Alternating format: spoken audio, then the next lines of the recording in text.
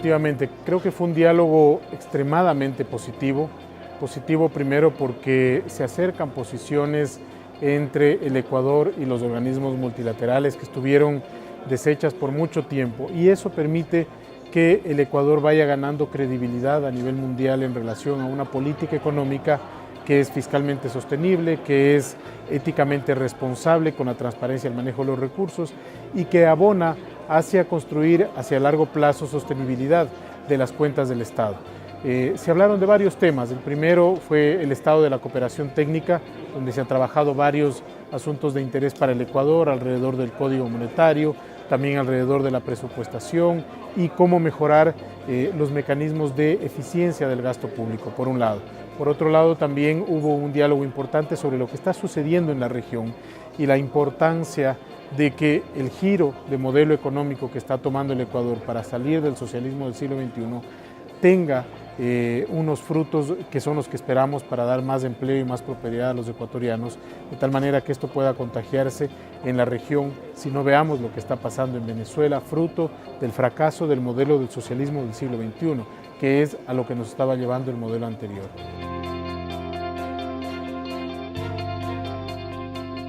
Concretamente en asistencia técnica, equipos de Fondo Monetario que llegan a impartir sus conocimientos en el país, también equipos técnicos del Ecuador que viajan a cursos, programas del Fondo Monetario, que es importante. ¿Por qué?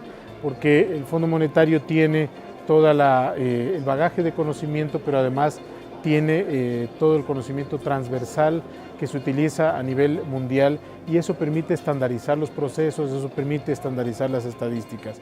Entonces eso es positivo, por el lado de la asistencia técnica.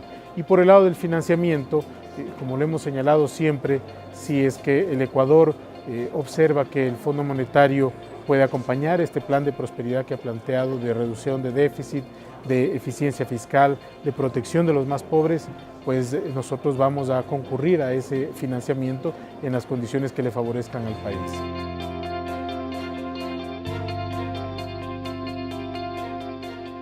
Sin duda, y una opción positiva. ¿Por qué una opción positiva? Porque no solamente se trata del financiamiento en sí mismo, sino de que un potencial acuerdo con el fondo permite tener mucha más credibilidad de que las cosas van a ir por el camino correcto.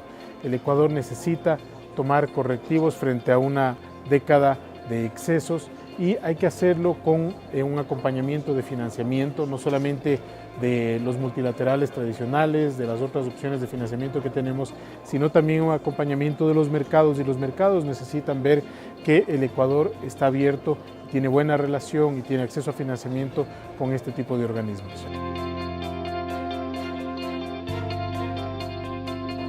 El Ecuador tiene que ampliar la lista de socios positivos, y un socio positivo es el Fondo Monetario Internacional. ¿Por qué?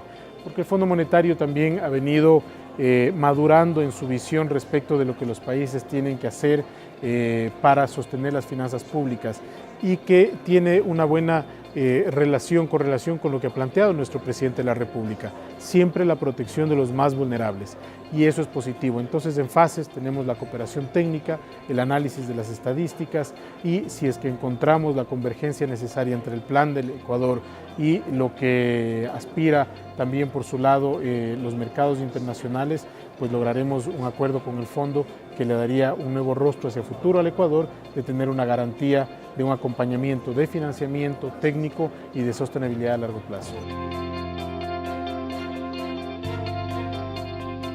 Mira, ha reconocido varias cosas del Fondo Monetario. Primero, la decisión política de nuestro presidente, la voluntad política de nuestro presidente de asumir decisiones que no se habían tomado por mucho tiempo, aun cuando tengan una complejidad política. Por ejemplo, la revisión de los subsidios para evitar que eso siga siendo un lastre fiscal. Es lo primero que ha reconocido el fondo. Lo segundo, los grandes esfuerzos en materia de política económica y las directrices que se han dado y las decisiones mismas que se han venido tomando, de reducir el déficit, de ir generando mayor espacio de financiamiento para los programas sociales. No olvidemos que el déficit se redujo de cerca de 6 puntos del PIB a 3,3% del PIB, ya en la gestión del último año con las directrices del presidente. Y el tercer tema que ha reconocido el Fondo Monetario tiene que ver con la visión del Ecuador de la protección de los más vulnerables. Aquí ha habido una coincidencia importante. Nuestro presidente concentra sus esfuerzos, y esa es nuestra responsabilidad como equipo económico, de proteger a las personas que menos tienen. El peso de una reducción del tamaño del Estado y de un achicamiento del tamaño del Estado no puede recaer en aquellas personas que más lo necesitan.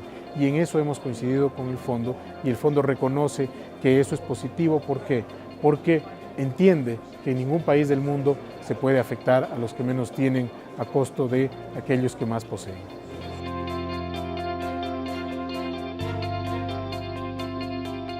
Mira, yo creo que es un año en el que se van a consolidar muchas de las decisiones que se han venido tomando.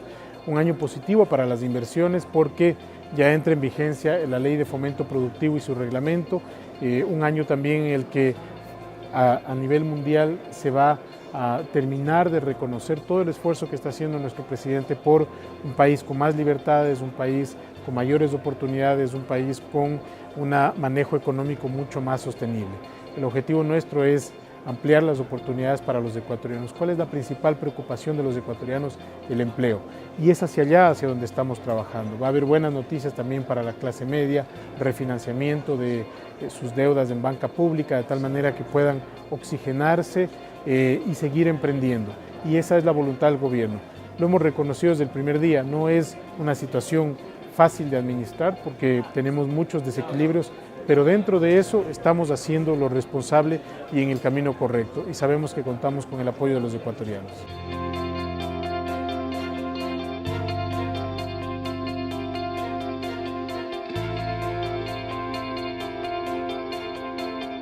Ecuador no está aislado de los efectos de la región y del mundo.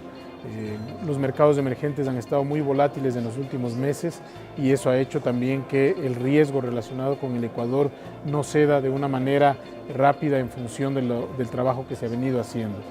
¿Cómo blindarse? La mejor forma de blindarse es tener las mayores precauciones fiscales. La segunda, lograr darle más movilidad al mercado de trabajo, generar una dinámica y eliminar las rigideces que tiene el mercado laboral, sobre todo para aquellas personas que no tienen hoy trabajo. En el mercado laboral ecuatoriano mucho se ha centrado en el análisis de aquellas personas que ya tienen trabajo, pero poca gente está pensando en aquellos que no tienen trabajo, los jóvenes, las mujeres que desean trabajar más en ciertas condiciones mucho más dinámicas que las actuales. Hay que apuntar y hay que apuntalar al sector exportador, y es momento de proteger a los más vulnerables. Así que un escenario negativo de esa naturaleza nos obliga a ser mucho más ordenados con las cuentas fiscales para lograr obtener acceso a financiamiento, apostar rápidamente por grandes inversiones de gran calado. Tercero, lograr dinamizar el mercado laboral. Y cuarto, pero tal vez lo más importante, proteger a los más pobres.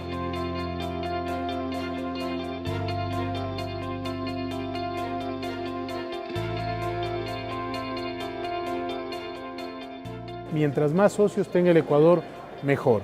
Y mientras mejor relación tenga con esos socios, más oportunidades vamos a poder tener de blindarnos de un escenario internacional complejo. El gobierno de todos.